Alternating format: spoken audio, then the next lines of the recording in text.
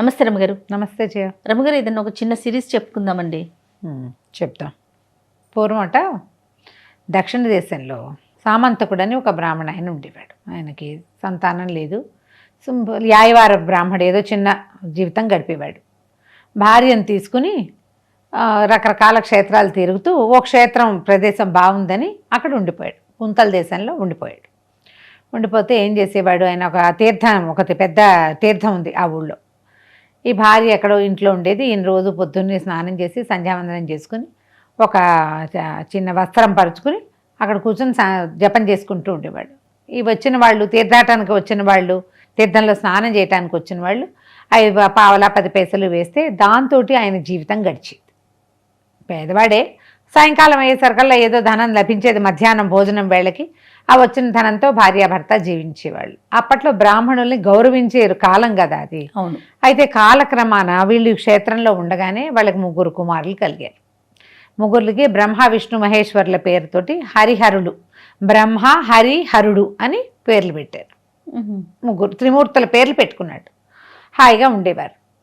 అయితే ఈ పిల్లలు, ఈయన సంధ్యావందనం చేసుకునేవాడు తప్ప పిల్లలకి ఏమన్నా చదువు చెప్దాము అలాంటివి ఆయనకి లేవు.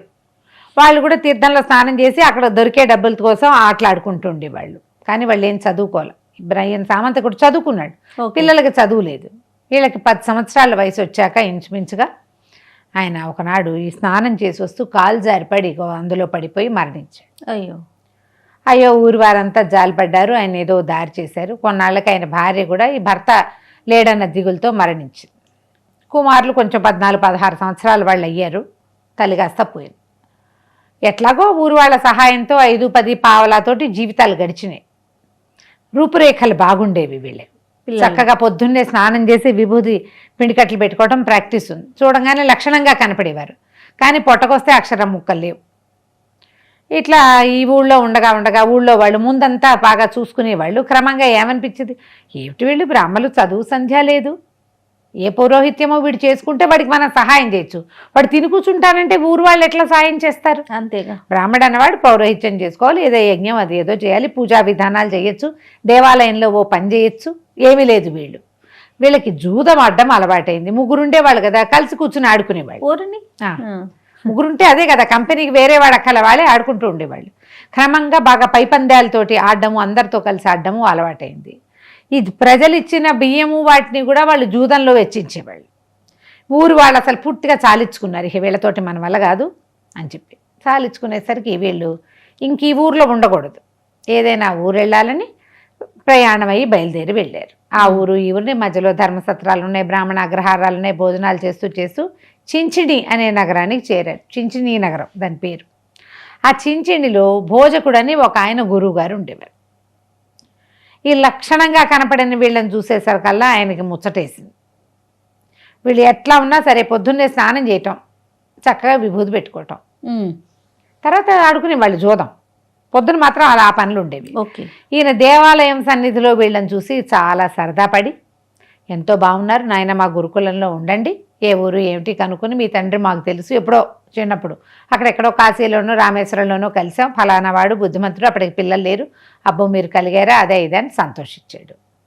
మెల్లిగా వాళ్ళ ఇంటికి రాకపోక సాగించారు. ఆయనకి 3 కూతుళ్ళు ఉన్నారు. ఆయన గోలేమిటి, లక్షణంగా ఉన్నారు మగపిల్లలు, శుభ్రంగా 3 అమ్మాయిలని ఇచ్చి 3 అన్నదమ్మలకి పెళ్లి చేసేస్తే ఒకే చోట పడి ఉంటారు. ఈ గురుకుల పాఠశాలని వాళ్లే హ్యాండిల్ చేస్తారని భావించాడు. కొద్ది రోజులు వీళ్ళు వచ్చి సంధ్యావందన మంత్రాలతో మేనేజ్ చేస్తారు. అదొకటే వాళ్ళకి వచ్చింది. వివాహం అయిపోయింది. వివాహాలు చేసేశారు.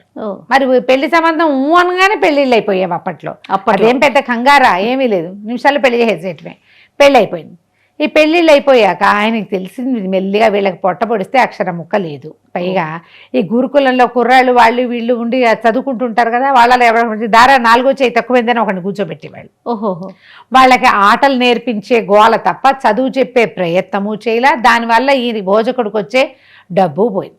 ఆయనకు అర్థమైపోయింది వీళ్ళ వల్ల ఏమి అవ్వదు, ఇంతే. ఒకనాడు మెల్లిగా కొంతకాలం గడిచాక ఆయన కాస్త కాలం చేశాడు. కూతుళ్ళకి చెప్పాడు, అమ్మా ఈ భర్తలు వీళ్ళు ఆటకాయ వాళ్ళుగా ఉన్నారు, నేను సంపాదించి పెట్టిన పొలము పుట్ర అవగొట్టేస్తారు ఏమిటోనమ్మా, పోనీ సంపాదించకపోతే పోనీ, నేను సంపాదించి ఇంతకాలం దాచిపెట్టిందంతా బాగా ఉంచుకున్నా చాలు, భర్తల్ని కొద్దిగా కంట్రోల్లో పెట్టుకోండమ్మా అని చెప్పాడు. కానీ అలాంటిది ఏం జరగల. వాళ్ళు ముగ్గురు కూడా ఈ భర్తలకి లొంగిపోయి ఉండేవాళ్ళు. వీళ్ళు ఆయన కాడికి పొలాలు అమ్మేశారు, ఇల్లు అమ్మేశారు, తోటలు అమ్మేశారు, దొడ్లు అమ్మేశారు, బంగారాలు టింగారాలు ఇంట్లో ఉన్నవన్నీ సమస్తం. జూదానికి ఏముంది, ఇవాళ పోయిందనుకో రేపు వస్తుందని మళ్ళీ పెడతారు. అవును, రేపు వచ్చిందనుకో మళ్ళీ వస్తుందని మళ్ళీ పెడతారు. అవే కదా జూదం లక్షణమే. వచ్చినా పెడతారు, పోయినా పెడతారు. ఈ పెట్టుడు క్రమంలో మొత్తం అవగొట్టారు. ఈ అమ్మాయిల్లో మధ్యలో అమ్మాయికి గర్భవతి అయింది. ఓహో, రెండో అమ్మాయి గర్భవతి అయింది. సరే ఏదో సంతానం కలుగుతుందని ఒకంత సంతోషంగా ఉండేవాళ్ళు. ఆ అమ్మాయికి అమిత లక్ష్మీదేవి పూజ ఉండేది. ఎప్పుడూ లక్ష్మీ పూజ చేసుకునేది. అయితే ఏమైంది, ఈ పిల్లవాడు కలుగుతూ ఉండగానో కలక్క ముందేనో ఈ తండ్రులు ముగ్గురు ఇక వీళ్ళ దగ్గర ఇంక ఇళ్ళు లేవు, వాకేళ్ళు లేవు, అన్నీ అయిపోయినాయి ఆడవాళ్ళ దగ్గర. ఈ ఆడపిల్లల పోషణ భారం మన మీద పడుతుంది, రేపొద్దున పిల్లాడు పడితే వాడి పోషణ కూడా మన మీదే పడుతుంది, కాబట్టి వదిలేసిపోతే ఈ ఊళ్ళో వాళ్ళే వీళ్ళని చూసుకుంటారని చల్లగా వాళ్ళ ముగ్గురు సర్దుకుని ఎటో వెళ్ళిపోయారు. ఓన్లీ ఈ అమ్మాయి కనలేదు, ఇంకా నిండు నెలలతోటి ఉంది. మగవాళ్ళు ముగ్గురు జారుకున్నారు. అయిపోయింది, వీళ్ళ దగ్గర డబ్బులు లేవు ఇంకా. సరే ఏమైంది, కొన్నాళ్ళకి ఆ మధ్య అమ్మాయికి ఓ కుమారుడు కలిగాడు. మొదట్లో కొద్ది రోజులు చుట్టుపక్కల వాళ్ళు, మరి వీళ్ళ నాన్నగారు చాలా గొప్ప పేరున్నవాడు కదా, పూర్వ విద్యార్థుల సహాయంతో కథ నడిచింది. తలదాచుకునేందుకు ఒక ఇల్లు ఉంది తప్పిస్తే ఇంకా ఏమీ లేదు. పురుడు వెళ్ళిన దగ్గర నుంచి అమ్మాయి మళ్ళీ రోజు లక్ష్మీ పూజ చేసుకునేది. అయితే పూజ చేయగా ఒకనాటి గురువారం నాటి రాత్రి అమ్మవారు లక్ష్మీదేవి కల్లో కనపడి అమ్మాయికి, అమ్మాయి నువ్వు ఇంతకాలం పూజించావు, నిన్ను నేను కరుణిస్తున్నాను, రేపు ఉదయం నుంచి నీ కుమారుడు నెత్తి మీద మణుగు బంగారం దొరుకుతుంది, దాంతో జీవించండి అని చెప్పింది. పొద్దున్నే తెల్లవారుజామునే లేచి అక్కయ్యలిద్దరు ముగ్గేయటానికి లేచిన అక్కయ్యకి చెప్పింది, నాకు ఇట్టా కలొచ్చింది, లక్ష్మీదేవి దగదగాయమానంగా కనపడింది, పిల్లవాడి నెత్తి మీద బంగారం వస్తుందిట అనేసరికల్లా వాళ్ళ అక్కయింది, కళ్ళు నిజం అవుతాయిటే అమ్మా, మనం ఆస్తంతా పోగొట్టుకున్నామని దిగులతోటి నువ్వు అదే ధ్యాస మీద ఉంటే నీకు అమ్మవారట వరమిస్తే బాగుంటుందని ఆలోచిస్తున్నావు, అందుకని వచ్చింది, తెల్లారిని చూద్దాం అనుకున్నారు. తెల్లారేసరికల్లా ఏడాది నిండా నేను చంటివాడి నెత్తి మీద తల మీద గుమ్మడికాయలాగా అంత బంగారపు ముద్ద కనపడింది. తెల్లబోయారు వీళ్ళు. ఇదేమిట్రా అని నెత్తి మీద నుంచి తీశారు. పిల్లాడు మామూలుగానే ఉన్నాడు. చూస్తే ప్యూర్ గోల్డ్.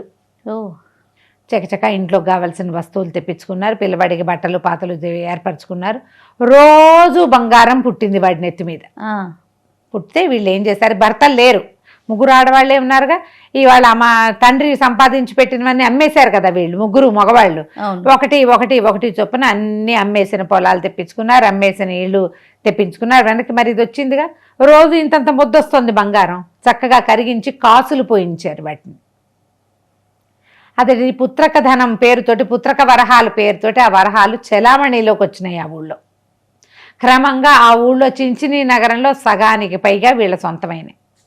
ముగ్గురు ఆడవాళ్ళు చక్కగా మేనేజ్ చేసుకున్నారు. ఈ పిల్లాడు పుత్రకుడు, పిల్లవాడు బాబు అన్నమాట, పుత్రకుడు అని పిలిచేవారు. ఆ పుత్రకుడి పేరుతోటి ఆ ముద్రలు చెలామణి అయ్యేవి. అబ్బా, లక్ష్మీదేవి బొమ్మ ఉండేది ఒకవైపు, రెండో వైపు నాణ్యం తాలూకు ఇది, దాన్ని అది ఎంత బరువు ఉందో ఆ బరువు దాని ముద్ర వేసి ఉండేది. చిన్న కాసు, పెద్ద కాసు, 3 సైజుల్లో కాసులు పోయించి ఆ కాసుల్ని చెలామణిలో పెట్టుకున్నారు. రోజులు గడిచినాయి. మరి రోజు వస్తుందిగా పిల్లాడు పెద్దవాడయ్యాడు. పిల్లాడు పెద్దగా అయ్యాడు. అయిన తర్వాత ఏమన్నాడు, మనం ఇట్లా మన ఆడవాళ్ళే ఎందుకున్నారు, మన ఇంట్లో మగవాళ్ళు ఎందుకు లేరు అని ప్రశ్నించాడు. అప్పుడు ఈ తల్లులు ఏం చెప్పారంటే, ఇట్లా మీ నాన్నలు ముగ్గురు వాళ్ళేమో ఈ రకంగా అయ్యారు అనేసరికల్లా సరే అతను ఏమన్నాడు, తల్లుల్ని మీ భర్తలవి ముఖ కవళికలు చెప్పండి, పటాలు గీయించి ధర్మసత్రాల్లో ఎక్కడైనా పెట్టిద్దామన్నాడు. క్రమంగా ఈ రోజువారీ డబ్బుతోటి ఆ ఊళ్ళో ఎన్నో ధర్మసత్రాలు వెలిసినాయి. ఆ ఊరు నుంచి బయట ఊళ్ళకి వెళ్ళే దారులన్నిట్లలోనూ ధర్మసత్రాలు ఉండేవి. ఆ ఊళ్ళోకి వచ్చే అన్ని వైపుల నుంచి లోపలికి వచ్చే చోట్ల సత్రాలు ఉండేవి ఇతని పేరుతోటి, పుత్రకుడి పేరుతోటి. బయటికి వెళ్ళేందుకు సత్రాలు ఉండేవి అన్ని చోట్ల. మరి డబ్బులు బాగా తొదికంగా ప్రతిరోజు బంగారం కదా, ఇట్లా ఏర్పరచుకున్నారు. అయితే ఈ తల్లులతోటి చెప్పాడు, ఫోటోలు ఇచ్చి పెట్టుకుందాము, ఈ సత్రాల్లో పెడితే ఎక్కడైనా దొరుకుతారేమో అంటే సరేనన్నారు. ముగ్గురివి వీళ్ళు ముఖ కవళికలు చెప్పినట్టుగా చిత్రాలు గీయించాడు. గీయించి 4-5 నకళ్ళు తీసి అన్ని దారుల్లోనూ ఆ ధర్మసత్రాల్లో ఆ పటం పెట్టించాడు. పటాలు ఎప్పటికో కొంతకాలానికి పిల్లవాడు బాగా వ్యక్తుడయ్యి 20-25 సంవత్సరాలు 20 ఏళ్ళు వచ్చాక అప్పుడు ఈ ముగ్గురు అన్నదమ్ములు అక్కడికి వచ్చారు. ఓహో, వచ్చి తమ పటాలు తమే నిలబడి చూస్తున్నారు. ఇప్పుడు అంటే మరి పెరిగే సంవత్సరాలు గడిచినాయి కదా, వీళ్ళేమో యంగ్గా ఉన్నప్పటి ఫోటోలు అవి. ఇప్పుడు గడ్డాలు అవి పెరిగి మాసిపోయి సంరక్షణ లేకుండా ఉన్నారు. వాళ్ళ ఫోటోల్ని వాళ్ళే చూసుకుంటున్నారు. చూసుకుంటుంటే భటులు ఎవరో అడిగారు, ఏమిటంటే చూస్తున్నారు వీళ్ళు మీకు తెలుసా అంటే, మేమే నాయనా ఇది మా చిన్నప్పటి పటాలు అనేసరికి వాడు బాగా తెరిపిగా ఆనవాళ్ళు బట్టి కొద్దిగా అట్టాగే కనపడుతుంది. పుత్రక మహారాజు తాలూకు తండ్రులు వీళ్ళు, పదండి అని వీళ్ళ మహారాజు అయిపోయాడు వాడు. మరి ఆ ఊరంతా వాడిదే కదా, తీసుకుపోయి అక్కడ అప్పచెప్పారు. అప్పచెప్తే వీడు తండ్రులకి క్షవరాలు చేయించి అన్నీ చేయించి చక్కగా తయారు చేసి తల్లులకి సమర్పించాడు. బాగానే ఉంది. వీళ్ళు రోజు జూదం ఆడేవాళ్ళు. ఇప్పుడు ఏముంది, కొడుకు దగ్గర నుంచి రోజు డబ్బు వస్తుంది, జూదాలు ఆడేవాళ్ళు ఇంకా కూడా. ఆడేస్తుంటే వీడు జూదం ఆడద్దని కొంచెం గట్టిగా చెప్పాడు తండ్రులకి, జూదం ఆడద్దు అంటే వాళ్ళకి నచ్చల. జూదశాలలు కూడా ఉన్నాయి ఆ ఊళ్ళో. వీళ్ళు పోయి అక్కడికి వెళ్ళి రోజు ఏదో ఒకటి కుదవబెట్టేవాళ్ళు. అక్కడ ఎంత డబ్బు ఇచ్చినా చాలేది కాదు.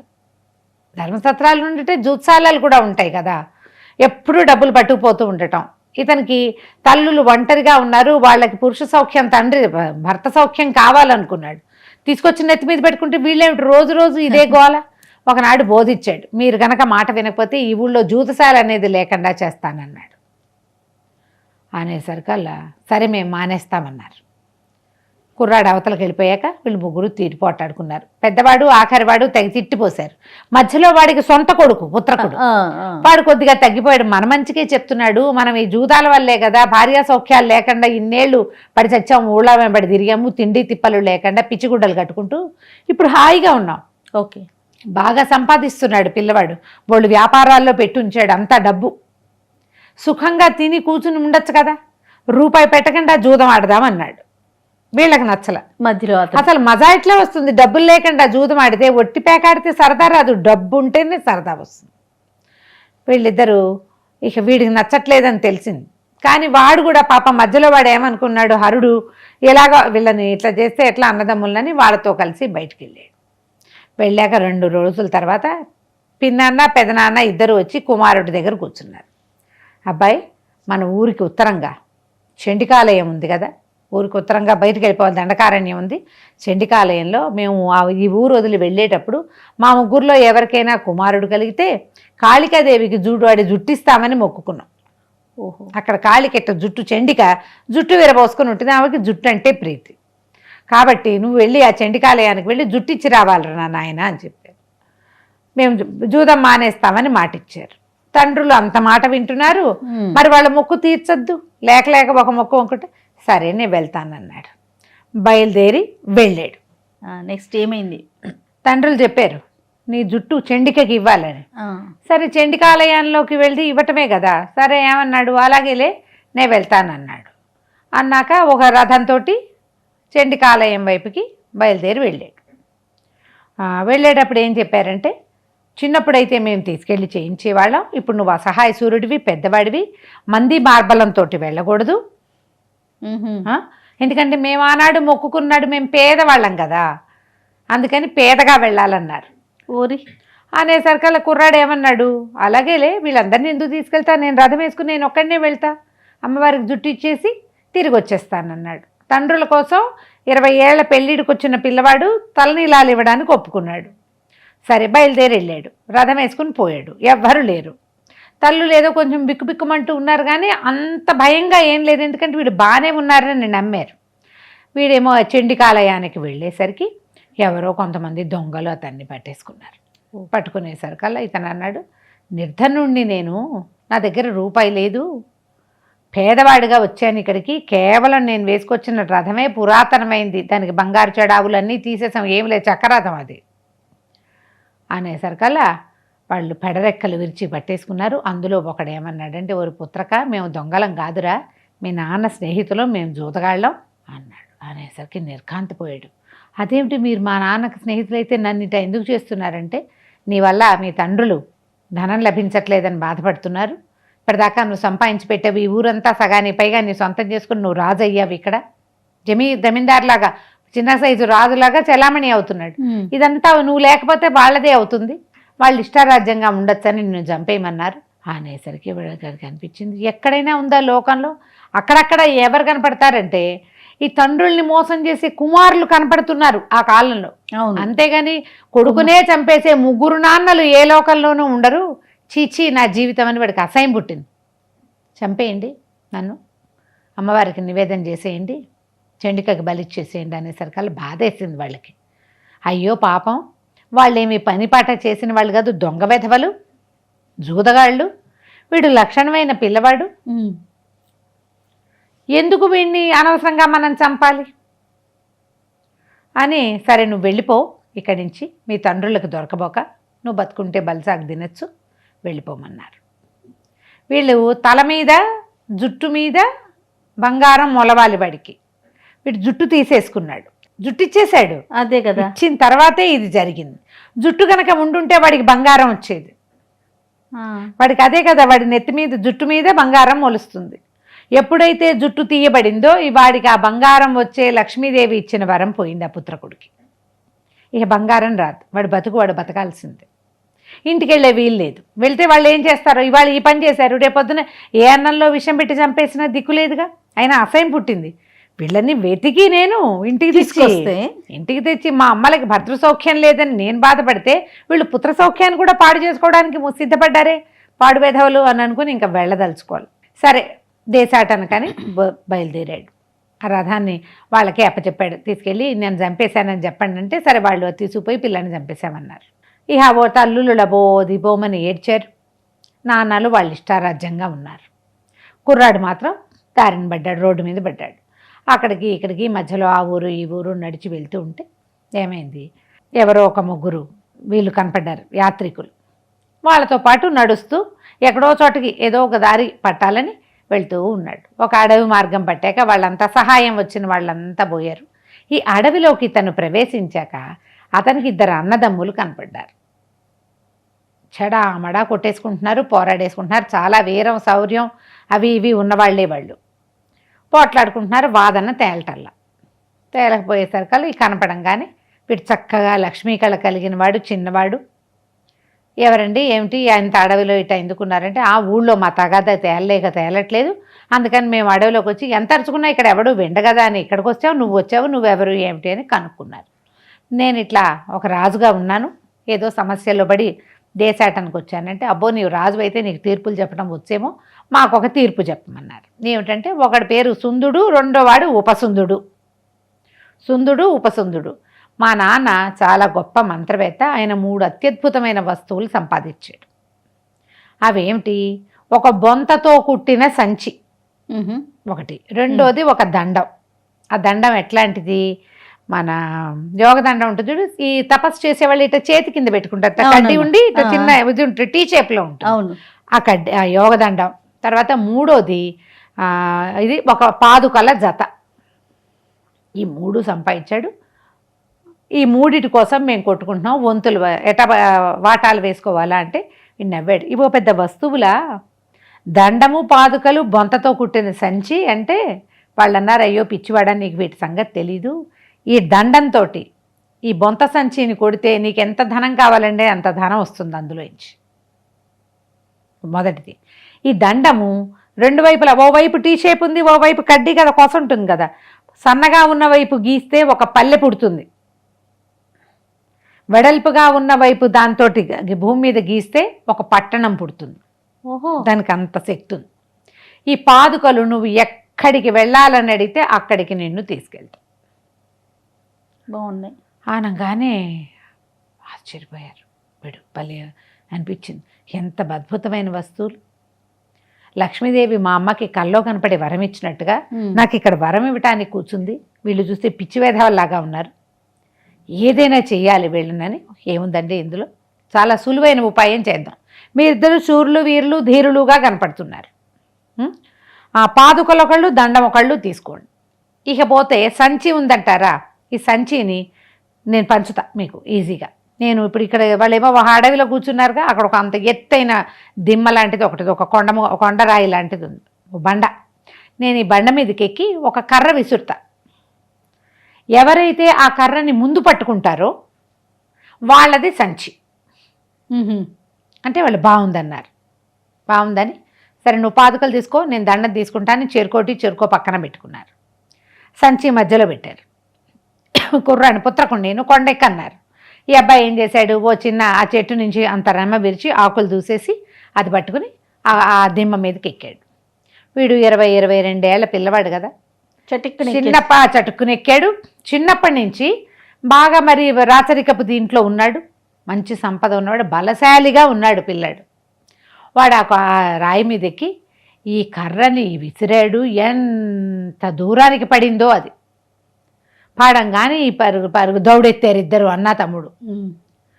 ఎప్పుడైతే వీళ్ళు పరిగెత్తారో వీడు గబుక్కున్న కొండ మీద ఒక దూకాడు. పైనుంచి కిందకి ఎక్కేటప్పుడు 5 నిమిషాలు పట్టింది. దూకడానికి ఏమింది, పైనుంచి కిందకి ఒక దూకి ఆ చెప్పులు వేసుకుని పాదుకలు ఆ సంచి భుజాన్ని తగిలించుకుని ఆ దండం చేత్తో పుచ్చుకుని ఈ చెప్పులు, ఓ పాదుకలారా నన్ను ఎత్తైన ఒక కొండ కొస మీదకి చేర్చండి అని చెప్పంగానే ఏముంది జై అని వెళ్ళిపోయాడు. ఈ వీళ్ళిద్దరూ ఏమైంది పరిగెత్తుకుంటూ వెళ్ళారా, సుందరుడు ఉపసుందుడు, వీళ్ళిద్దరూ ఆ కర్రని చెరుకో పక్కన పట్టుకున్నారు ఒక్కసారి. అంటే ఇప్పుడు మళ్ళీ తేలలేదు. వాళ్ళిద్దరూ చెడామడా కొట్టుకున్నారు. నేను పట్టుకున్నాను కర్ర చేత్తో పుచ్చుకుని దగ్గరకు వచ్చేసరికల్లా ఏముంది, కుర్రాడు లేడు, సంచి లేదు, దండం లేదు, పాదుకలు లేవు. తెల్లబోయారు. అవురవురా వీడేమిటి ఇట్ట తీసుకుపోయినట్టున్నాడే అని ఆలోచించి ఇప్పుడు కర్ర పట్టుకున్నాం, వాడు గనక మనకి దొరికితే సంచి ఎవరు తీసుకోవాలి అనే విషయం మీద పోరాడుకుని ఆ కర్రని 2 ముక్కలుగా విరిచి చెడామడా కొట్టుకుని మర్మస్థానాల్లో తగిలి వాళ్ళిద్దరూ కాస్త చచ్చిపోయారు. వాళ్ళు అక్కడే పడున్నారు. కుర్రాడు కాస్త జయపరమేశ్వర అని వెళ్ళిపోయాక ఈ కొండ కొస మీద ఒక ప్రాంతానికి చేరాడు. చేరి సంతోషంగా ఏమనుకున్నాడు, బాగుంది మన జీవితం, ఇందులో నుంచి డబ్బులు వస్తాయి, ఈ పాదుకలు ఎక్కడికి కావాలంటే అక్కడికి తీసుకెళ్తాయి, ఈ దండంతో మనకు కావలసిన ఊరు ఒకటి సృష్టించుకుని సుఖంగా ఉండొచ్చు అనుకున్నాడు. ఎప్పటి నుంచో నడుస్తున్నాను, ఏదైనా నీళ్లు నిప్పులు దొరికితే బాగుండని చూస్తే ఒక సెలయేరు లాంటిది కనపడేసరికి వీడు ఏం చేశాడు, ఆ సంచి ఆ దండం ఆ పాదుకలు ఆ గట్టు మీద పెట్టి చెరువులో ఆ సెలయేట్లోకి దిగాడు. ముందంతా యువతలంతా బురదుంది, బాగా నడిమికి వెళ్తే కానీ మెడ లోతు వెళ్ళల, కనీసం మెడలోతు అయినా నీళ్లు ఉండాలిగా, అంతే. అందుకని వాడు మధ్యలోకి నడుచుకుంటూ పోయాడు. వీడు నడుస్తున్న క్రమంలో కిచకిచలు వినపడ్డాయి కానీ వాడు గమనించల. తీరా చూద్దాం ఆ నీళ్లలోకి అతను వెళ్ళిపోయాక ఒక పెద్ద కోతుల గుంపు వచ్చి చేరింది. ఈ వచ్చిన కోతులు ఇక్కడున్న వస్తువుల్ని తీసి లాగి పీకి పరీక్షించి ఇతను ఎంత అదిలించినా సరే వదిలిపెట్టకుండా వస్తువులు చేత్తపుచ్చుకుని పరిగెత్తడం మొదలుపెట్టాయి. ముందు ఒకదాంతో ఒకటి లాక్కుని పీక్కుని చేసుకున్నాయి మొదట, నాకంటే నాకని. ఇతను బయటకు వచ్చి అదిలించబోయేసరికి వాళ్ళు కోతులు మొహం గీరేయటానికి ఉద్రేకపడ్డాయి. నీళ్ళల్లో ఉన్నంతసేపు అవేం చేయట్లా, నీటిలో నుంచి బయటకు వచ్చాడంటే మీదకి వచ్చేస్తున్నాయి. మళ్ళీ వెళ్ళి నీళ్ళల్లో నుంచున్నాడు. చూస్తూ ఉండగానే ఆ కోతుల గుంపులో ఒకటేమో సంచి పట్టుకుపోయింది, ఒకటేమో పాదుకలు చేత్తో పుచ్చుకుపోయినాయి, చెరుకో పాదుక, ఆ దండం ఎటుపోయిందో తెలియదు. అయ్యో ఉసూరు అనిపించిందంటే, అయ్యో వాళ్ళకేదో మోసం చేసి మనం ఈ పని చేస్తే వాళ్ళని చేసిన మోసమే కొట్టేసిందే, నన్ను కోతుల రూపంలో వచ్చేసింది. అయ్యో నా జీవితం అంత ఆస్తిపాస్తి ఇల్లు వాకిలి ఊరంతా ఉండేమో అడవుల్లో పడ్డాను, ఇప్పుడేమో చేతికి దొరికిన 3 వస్తువులు పోయినాయి, ఒక్కటి మిగిలిన బతికిపోయేవాడిని అని జాలిగా అయిపోయాడు. ఇక ఏం చేశాడు, రోజు ఆడ కూర్చొని తపస్సు చేసుకోవటం మొదలుపెట్టాడు. అదొక కొండ కొస, బోల్డ్ అన్ని పళ్ళ చెట్లు అవి ఉన్నాయి, కోతులు విస్తారంగా తిరుగుతాయి, కానీ వెతుకుతూనే ఉన్నాడు. ఎక్కడైనా కనపడతాయేమో చూద్దామని అనిపిస్తూనే ఉంది, కానీ ఇంకక్కడ ఉండిపోయాడు, తపస్సు చేసుకుంటూ ఉండేవాడు. ఒకనాడు ఏమైంది, ఇతను మామూలుగా చూస్తే అక్కడ ఎవ్వరు మనుషులు లేరు, ఏవో చెట్టు చేమ బాగానే ఉంది, సెలయేళ్ళు ఉన్నాయి, పండు కాయ కసులు దుంపలు దొరుకుతున్నాయి, ఏదో తింటున్నాడు ఉంటున్నాడు. ఒకనాడు ఏమైంది, అతను పొద్దున్నే నిద్ర లేచి చెట్టు కింద పడుకున్నాడు. లేచి స్నానం చేసే వేళకి కొంతమంది స్త్రీలు నీళ్ళ దగ్గరికి వచ్చి కనపడ్డారు. ఎట్టా వచ్చారు వీళ్ళు, ఇంతకుముందు లేరే. అక్కడి నుంచి చూస్తే కొంతమంది పశువులు తోలుకుంటూ కొంతమంది వస్తున్నారు. ఆ పశువుల కాపర్లను అడిగాడు, మీరు ఎక్కడుంటారు అంటే, అదిగో మా పల్లె అని చూపించారు. వెనకాల ఒక పల్లె కనపడుతోంది. నిన్న లేదు, ఎట్టా వచ్చింది? బాగా ఆలోచిస్తే వాడికి తట్టింది కోతి మొహంది ఏదో ఒకటి, బహుశా ఆ రెండో వైపు నేల మీద గీరేసింది, అక్కడ ఒక పల్లె పుట్టింది. ఇక ఆ పల్లెలోకి వెళ్ళాడు. ఆ పల్లెలో బోళ్ళంతమంది జనాలు ఉన్నారు. వాళ్ళు ఏదో కొంచెం ఆదరించారు. గొడ్డు గోదా ఉన్నాయి. మామూలుగా పల్లె అంటే ఏముండాలో అవన్నీ అక్కడ ఉన్నాయి. అదే వాళ్ళందరూ మామూలుగా జీవిస్తున్నారు. వాళ్ళు ఎప్పటి నుంచో ఉన్నట్టుగానే ఉన్నారు. వాళ్ళతోటి ఉన్నాడు వాళ్ళ దగ్గరే. ఎప్పుడైనా తన వస్తువు దొరుకుతాయేమో తను పోగొట్టుకున్నవి అని. ఒకనాడు ఏమైందట, ఒక ఆవిడ ఇంట్లో పిల్లవాడిని కన్నది. సూతికా గృహం అంటారు, అదేమంటారు మన పురిటిల్లు. ఆ పురిటింటికి ఊరికే పిల్లాడు పుట్టాడంటే చూద్దామని ఒక అడుగు లోపలికి వేస్తే అక్కడ ఒక చెప్పు వేలాడేసి కనపడింది, ఒక పాదుక. తెల్లబోయాడు ఇతను. ఈ పాదుక అదే చెక్క పాదుక. దబదబా వెళ్ళి దాన్ని పట్టుకునేసరికి అక్కడ ముసలావిడ వచ్చి, ఎవరబ్బాయి నువ్వు, ఇది సూతికా గృహం, నువ్వు రాకూడదు, బయటకు పో, మగవాళ్ళు ఇట్లా తిరగకూడదు, ఏం చెప్పును పుచ్చుకున్నావేంటే చెప్పు అక్కడ పెట్టు అని గట్టిగా కేకలిసింది. ఈ చెప్పు నాదే, నేను అక్కడెక్కడో పోగొట్టుకున్నాను, ఇది మీకు ఎక్కడ దొరికింది అన్నాడు. ఆ ముసలావిడ చెప్పే లోపల ఆ పిల్లాడిని కన్నా ఆవిడ బయటకు వచ్చి, మా అబ్బాయి ఎక్కడి నుంచో తెచ్చాడండి, సరే మనకి ఇక్కడ ఏం దొరుకుతాయి, ఇప్పుడే కన్నాను కదా, చెప్పు కనుక కడితే దుష్టశక్తులు రాకుండా ఉంటాయని, ఇది చెప్పులాగానే ఉందని ఇది వేళ్లాడగట్టాం, నేను ఊళ్ళో అడిగాము ఇదేమిటి ఈ పదార్థం అంటే ఇది కాళ్ళకి వేసుకునేదని చెప్పారు, అట్లాంటివి కడితే దుష్టశక్తులు చూడకుండా ఉంటాయని అది ఇక్కడ వేళ్లాడేసాం. మీ అబ్బాయి ఎక్కడున్నాడు ఏమిటి అని ఆ అబ్బాయిని పట్టుకున్నాడు. ఏరనైనా మీ ఇంట్లో ఒకటి వేళ్లాడేశారు, మీ అమ్మ పురిటికి వాకిల దగ్గర, అది ఎక్కడిది అంటే 4 నెలల క్రితం, ఎన్నాళ్ళు అయిపోయిందో వాడు ఇక్కడికి వచ్చి ఒక దీని ఒడ్డున దొరికింది నాకు, ఇట్లాంటిది ఇంకోటి ఉండాలి, నువ్వు చూసావా? నేను చూడలేదు, నేను ఒకటే చూసా, బాగుందని ఏదో పట్టుకొచ్చాను చెక్క వస్తువని, అవి ఇవి కొట్టుకోవడానికి బాగుంది, బాదంకాయలో ఏమిటో కొట్టుకున్నాం దాంతో. తర్వాత ఊళ్ళో పెద్ద ఆయన చూసి ఇది కాలికేసుకునేదని చెప్తే మా అమ్మ ఇట్లా పుట్టాటింట్లో తగిలించుకోవచ్చు, దిష్టి తగలకుండా ఉంటుందని దాన్ని అక్కడ వేళ్లాడగట్టుకుంది అన్నాడు. తర్వాత ఇతను అడిగాడు, మీ పని అయిపోయాక నాకు ఇవి ఇప్పించవా అని అడిగితే సరే ఇస్తామన్నారు. పురిటి పని అంతా అయిపోయాక వాళ్ళు ఆ చెప్పు ఎత్తి ఇతని చేతిలో పెట్టారు ఆ పాదుకని. ఆ పాదుక పుచ్చుకున్నాడు. ఇక రెండో పాదుక కోసం దొరకాలి. ఇక ఆ ప్రతి వాళ్ళకి ఇట్లాంటిది ఇంకోటి ఉండాలి, ఇవి మా గురువుగారి పాదుకలు, నేను ఇవి పూజ చేసుకునేవాడిని, నేను చెరువు దగ్గర పోగొట్టుకున్నాను, మీకు దొరికిందా మీకు దొరికిందా మీకు దొరికిందా అని వెతుక్కుంటూ ఉండేవాడు. ఊరంతా వెతుకుతూ ఉండేవాడు. ఎవరో ఒకళ్ళ ఇంట్లో ఇది దొరికింది, ఇంకొకరింట్లో ఉన్నది, వాళ్ళ ఇంట్లో ఉంది. ఆవిడ రుసరుసలాడుతూ, మా అబ్బాయి ఎక్కడి నుంచి ఏ వస్తువు తెచ్చినా ఎవరో ఒకళ్ళు తీసుకుంటారు, నీకు ఎవరు చెప్పారు మా ఇంట్లో ఇట్లాంటిది ఉందని, తీసుకోపో అని ఎత్తి చేతిలో పడేసింది. ఈ పాదుకలు పట్టుకునేసరికి గొప్ప సంతోషం వచ్చింది. ఇప్పుడు మనం ఎట్లా చేయాలంటే, నా దండం ఎక్కడుందో అక్కడికి తీసుకెళ్ళమని అడగాలి పాదుకల్ని. ఆ 2 చేతితో పుచ్చుకొని ఊరి మధ్యలో నుంచి బయటకు వచ్చేసి ఊరి చివరికి వచ్చి ఎవరు చూడకుండా చెప్పులు వేసుకుని, ఓ పాదుకలారా ఆ దండం ఎక్కడుందో దండం దగ్గరికి నన్ను తీసుకెళ్ళండి అనేసరికల్లా ఇప్పుడు ఈ లోపల అతను ఒక 4-5 పల్లెలైనా చూశాడు. ఆ 4-5 పల్లెలు ఆ దండం వల్ల వచ్చినవే,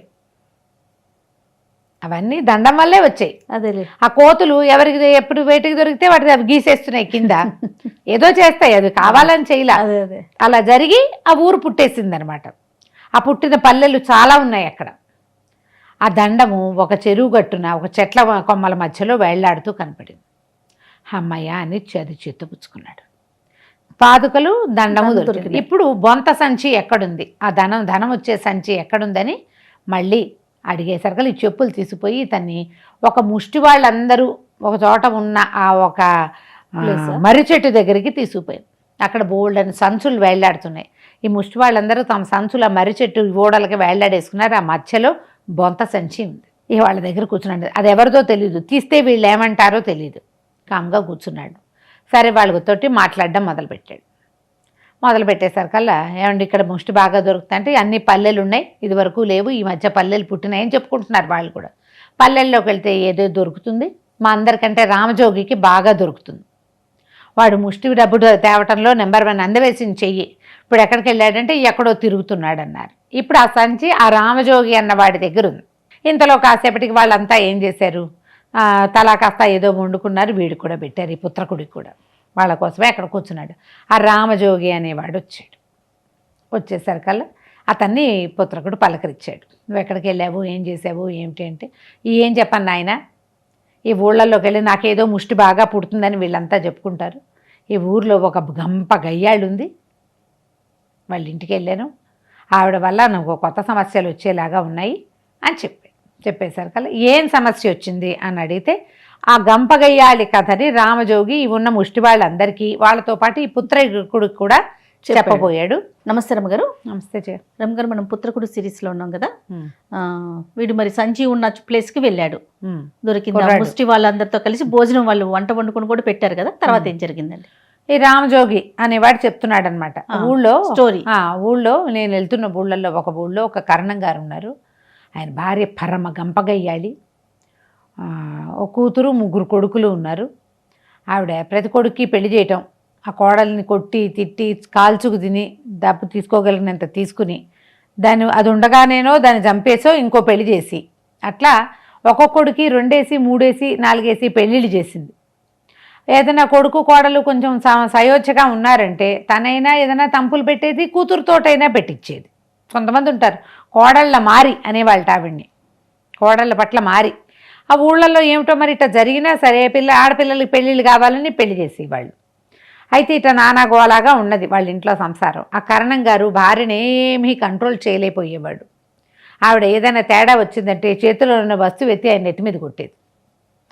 అందుకని మాట్లాడకుండా ఊరుకునేవాడు. ఎంత క్యాజువల్గా చెప్తున్నారు కథ కదా, నిజమైతే అలా చెప్పలేం మనం. అక్కడి నుంచి ఆయన సంపాదన పరుడు బాగా. అయినా కూడా సంపాదన పరుడైతే పెళ్ళానికి లోకువైన మొగుడు ఏ కాలమైనా సంపాదన పరులై కూడా భార్యలకి గడగడలాడేవాళ్ళు ఇప్పటికీ ఉన్నారంటే నువ్వు నమ్మాలి. ఇప్పటికీ సంపాదన పరులైనా సరే భార్య అంటే భయం, ఆవిడ ఊరుకోదు, కొడుతుంది. ఇప్పుడైతే ఏదో డివోర్సు పాడు పసరం వచ్చినాయి, అప్పుడేమున్నాయి, ఏం లేవు. చచ్చినట్టు ఆ భార్యతో ఉండవలసిందే. మహా అయితే ఇంకో పెళ్లి చేసుకోగలరు. ఆవిడ వచ్చిన దాన్ని కూడా బతకనేదు. అంతే, గయ్యాలి వాళ్ళకి వాళ్ళదే రాజ్యం అంతే. అయితే ఆ సంపాదన పరుడవటంతో ఆయన డబ్బు మీద ఆశతోటి ఆడపిల్లలు వచ్చేవాళ్ళు, వీళ్ళకి ఇంటికి వచ్చేవాళ్ళు. ఈవిడ కాల్చుకు తినేది, పిల్లలు కలుగుతూనే ఉండేవాళ్ళు. ఇంతే ఇటగే నడుస్తుండేది. అయితే ఏమైంది, ఒక 3వ కొడుక్కి 3వ పెళ్లి చేశారు. 3వ పెళ్లి చేసిన తర్వాత వియ్యంకుడు చాలా గట్టివాడు. ఈ పిల్లకి 3వ కోడలికి, కొత్తగా వచ్చిన కోడలికి కొడుక్కి తంపులు పెట్టేది ఆవిడ. తంపులు పెడితే ఓనాటి సాయంకాలం తండ్రి వచ్చేసరికల్లా ఆ పిల్లేమో వాళ్ళ నాన్నకి చెప్పింది. తన అత్తగారు ఎట్లాంటి వేషం వేస్తుందో, భర్తకి తనకి ఎట్లాంటి తంపులు పెడుతుందో చెప్పింది వివరంగా. నాన్నలకి చెప్పాలి ఇలాంటివి. అమ్మలకి చెప్తే అమ్మలు మింగేసి దాచేసుకుంటారు ఏ కాలమైనా. నాన్న అయితే బయట పెడతాడు. ఆ నాన్న ఏం చేశాడు, వియ్యంకుడు, ఈ తంపుల మారి కోడళ్ళ మారి గారి వియ్యంకుడు వాకిట్లో నిలబడి, నీ అంతు చూస్తాను, నువ్వు కోడళ్ళ మారివని తెలిసి కూడా మీ ఆయన మంచితనం చూసి నీ కొడుకు బుద్ధిమంతుడని పిల్లనిస్తే నువ్వు మా పిల్లని కూడా చంపేద్దామని చూస్తున్నట్టున్నావు. నేను తీసుకెళ్ళి రాజస్థానంలో కనుక నేను పెట్టించానంటే నీ సంగతి తేలుతుంది, నా సంగతి తెలీదు నీకు అని అరిచరిచి కేకలు పెట్టాడు. పెట్టేసరికల్లా ఆవిడ ఏం చేస్తుంది, అవతల వాళ్ళు తిరగబడ్డాక ఎంత గయ్యాలి వాళ్ళకైనా భయం వేసి, వాళ్ళు బెదిరితే వీళ్ళకి గయ్యాలితనం అంతేగా. ఆయనేమో తిరగబడ్డాడు. ఆయన వెళ్ళిపోగానే, వియ్యంకుడు వెళ్ళిపోగానే ఈవిడ ఏం చేసింది, సాయంకాలం కొడుకు రాగానే మీ మామగారు ఏం చేశాడో తెలుసా, ఇట్ట చెందేశాడు అట్ట చెందాడు అని తిట్టిపోతుంది. తిడితే కొడుకు అన్నాడు, మరి నువ్వు చేసిన దానికి చేశాడు, నువ్వు ఇట్లా గొడవలు పెట్టబాకమ్మా, ఇప్పటికి 2 పెళ్ళిళ్ళు అయినాయి, 3వ పెళ్ళి అయినా నన్ను సజావుగా కాపురం చేసుకొని ఇవ్వు, పిల్ల చక్కగా ఉంది అని కొడుకు కూడా తిరగబడ్డాడు. తిరగబడేసరికల్లా ఈవిడే ఎట్లా కొడుకుతోటి వాళ్ళ మామగారి పని పెట్టించాలా అని ఉంది. ఓ రోజు అర్ధరాత్రి లేచి కూర్చుని, వియ్యంకుడు ఏదో ప్రయోగం చేశాడు, నా గుండెల మీద కూర్చున్నట్టు నాకు కలొచ్చింది, నాకు ఊపిరాటలేదు, పై ప్రాణాలపై జబ్బు నటిస్తారు. ఈ కొడుకు అన్నాడు, నువ్వు మంచినీళ్ళు తాగి పడుకో, ధూపం వేసుకుని పడుకో, రేపొద్దునే ఏదో ఒకటి చేయించుకుందు కానీ అన్నాడు. తెల్లవారంగానే ఆవిడంది, నువ్వు ఒక భూత వైద్యుడిని పిలు, మీ మామగారి పని పట్టాలి, ఆయన వాడు వచ్చి నా గుండెల మీద కూర్చుంటున్నాడు రాత్రిళ్ళు అన్నది. అనేసరికల్లా కొడుకు కేకలేశాడు, నువ్వు ఏదో ఒకటి రంపతెగులు తేవద్దమ్మా, నేను అట్లాంటివేం తేను, నేను అవి చేయను. ఆయన ఎందుకు చేస్తాడు, పిల్లనిచ్చుకున్నవాడు, ఆయన అట్లా ఏం చేయడు, ఆయన అట్లాంటి వాడు కాదు అసలు, ఇట్లా నువ్వు చెయ్యొద్దన్నాడు. వాళ్ళింటో ఈ గోల నడుస్తోంది. ఆ సమయానికి ఈ బుడబుక్కల వాడ వేషం వేసుకుని రామజోగి వాళ్ళ వాకిట్టోకి వెళ్ళాడు. చెప్తున్నాడు అనమాట, నేనేమో వాళ్ళ వాకిట్టోకి వెళ్ళాను, ఇది జరుగుతోంది. ఆవిడ సంగతి తెలుసు. ఆ వైపు వెళ్ళినప్పుడల్లా వాళ్ళ ఇంట్లో గొడవలు, ఆవిడ ఆ కోడళ్ళని రాచి రంపాన పెట్టడం, వచ్చిన వాళ్ళతో తగాదా పట్టడం, మొగుడిని కొట్టడం, కొడుకుల మీద పెద్ద పెద్ద కేకలు పెట్టడం నేను వింటూనే ఉన్నా, నాకు తెలుసు కొన్నాళ్ళుగా. నేను వెళ్ళేసరికల్లా ఆవిడేమో నన్ను కేకేసి, ఒరే అబ్బాయి, మా వియ్యంకుడికి ప్రయోగం చేయాలి, ఏమైనా సరే వాడు చచ్చిపోవాలి, నువ్వేం చేస్తావో చేయగలవా ఏమన్నా అని అడిగింది. అడిగితే ఇది డబ్బు కాసిపడి నేను ఒప్పుకున్నా. ఆవిడ బోళ్ళని వస్తువులు ఇచ్చింది, బియ్యం ఇచ్చింది, పప్పులు ఇచ్చింది, ఉప్పులు ఇచ్చింది, చాట్ ఇచ్చింది, కొంత డబ్బులు ఇచ్చింది. వస్తోందిగా డబ్బు, నేను ఎందుకు కాదనాలని నేను అవన్నీ తీసుకుని ఏం చెప్పాను, మీ వియ్యంకుడి మీద ప్రయోగం చేస్తా. ఆయన చచ్చిపోతాడో చచ్చిపోడో నేను చెప్పలేను, ఎందుకంటే ఆయన ఎదురు ప్రయోగం ఏం చేస్తున్నాడో నీ మీద, నీ గుండెల మీద కూర్చుంటున్నాడు అన్నావు కదంటే కాదని ఆవిడ అవును అన్నది. అంటే ఆయన కూడా ఏదో ప్రయోగం చేస్తున్నాడు కాబట్టి చంపలేనేమో కానీ ప్రతిక్రియ చేస్తానని చెప్పా. రోజు హోమానికని నెయ్యి ధూపానికని అది చొప్పున తీసుకుంటున్నా. ఆవిడకి 10 రోజులు గడువు చెప్పా. ఇక రోజులు చివరికి వచ్చేసినాయి. ఆ వియ్యంకుడికి ఏదైనా జ్వరమైనా వస్తే కనీసం నేను చేసిన ప్రయోగం అక్కడ ఫలించిందని చెప్పుకోవచ్చు, నమ్ముతారు వాళ్ళు. నమ్ముతుంది. అట జరుగుతుందో లేదో తెలియదు. 8 రోజుల నుంచి వాళ్ళ వైపుకే తిరుగుతున్నాను. ఇట చస్తున్నాము, ఆడాళ్ళు ఇట్ట ఉన్నారు అనేసరికల్లా పుత్రకుడు అన్నాడు, ఇదేమిటి ఇంకా గొప్ప గయ్యాళులు ఉన్నారు మా ఊళ్ళో, నేను ఇంకొక కథ చెప్తానని పుత్రకుడు ఇంకొక కథ చెప్పాడు. ఏం చెప్పాడు ఆ కథ చూద్దాం చూడు. సానుభూతి అని ఒక ఆయన ఉండేవాడట.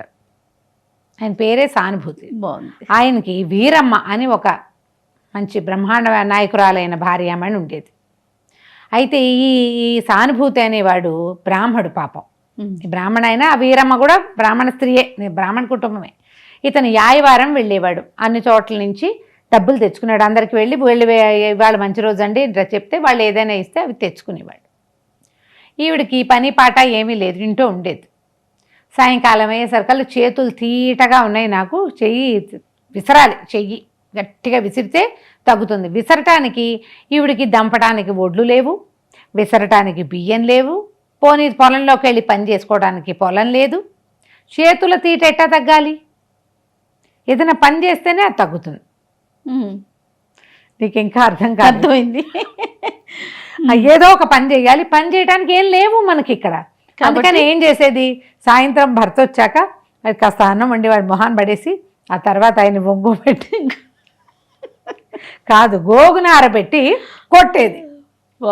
రోజు ఆవిడ చేతుల రెక్కల తీట తీరేదాకా ఆయన్ని కొట్టేది.